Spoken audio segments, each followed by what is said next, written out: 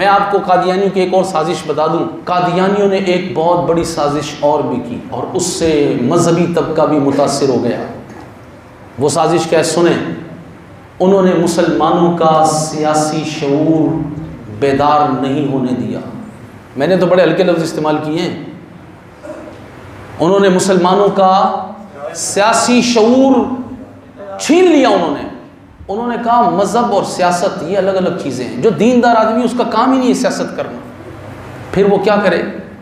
वो अल्लाह अल्लाह करे, वो हुजरे में बैठे, वो हाथ चुमवाए मुरीदों से नजराने ले आस्ताने बनाए और गद्दी नशीन, और फिर आगे वो अपना वारिस बनाए, फिर वो अपना वारिस बनाए।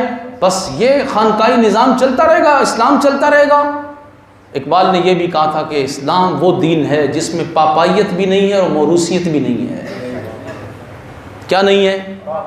हाँ, पापायत भी नहीं है और मौरूसियत भी इस्लाम में नहीं है। इस्लाम उसका मिजाज कैसे सुने।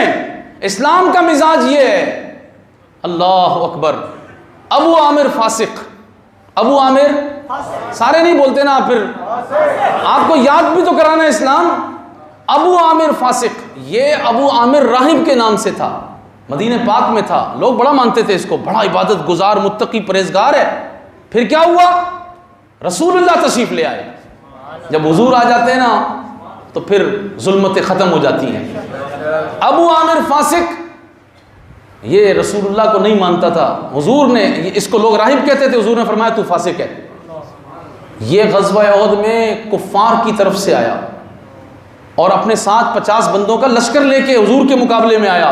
लेकिन आप इस्लाम का मिजाज देखें और हुजूर की मोहब्बत का रंग देखें। अल्लाह किसके घर में किसको पैदा करता है? अबू आमिर फासिक के घर में हजरत सैयदना हंज़ला गसीलुल मलाइका पैदा हुआ।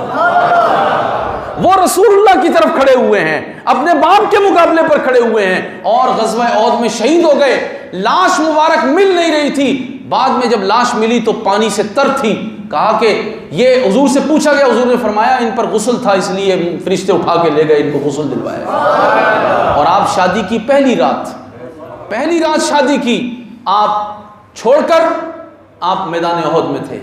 फिर देखें अबू आमिर फासिक के घर में हजरत सैयदना हंज़ला पैदा हो गए और अब्दुल्ला इब्ने उबई इब्ने सलूल जो रसूलुल्लाह का मुनाफिक दुश्मन, हुजूर के पीछे नमाज पढ़ के हुजूर के खिलाफ, दीन के खिलाफ साजिशें करता था, अल्लाह ताला ने उसके घर में हजरत अब्दुल्ला को पैदा कर दिया।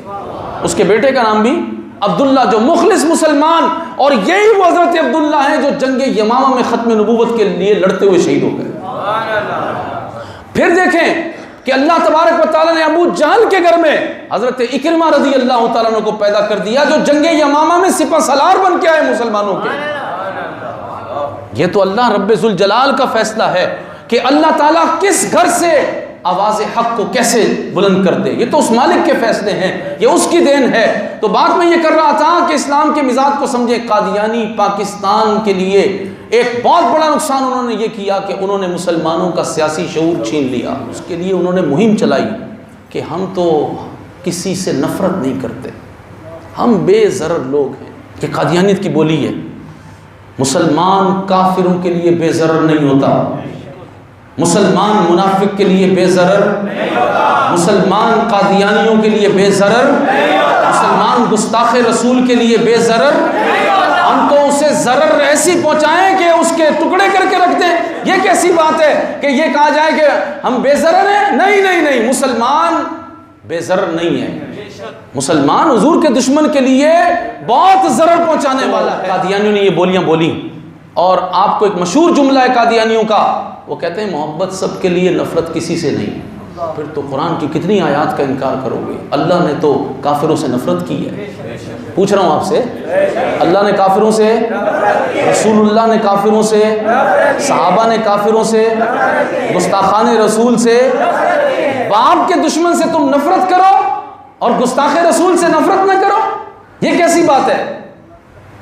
तो ये याद रखें कि मुसलमान की ये बोली नहीं है कि हम किसी से नफरत नहीं करते, मोहब्बत सबके लिए है।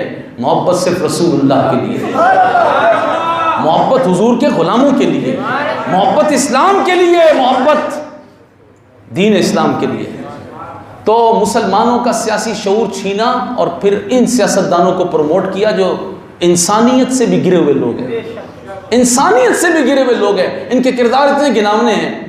ये कौमी असेंबली पाकिस्तान का जो चेहरा है उसमें जो कुछ होता है हर हुकूमत में, वो आपको पता है जो इनका किरदार है।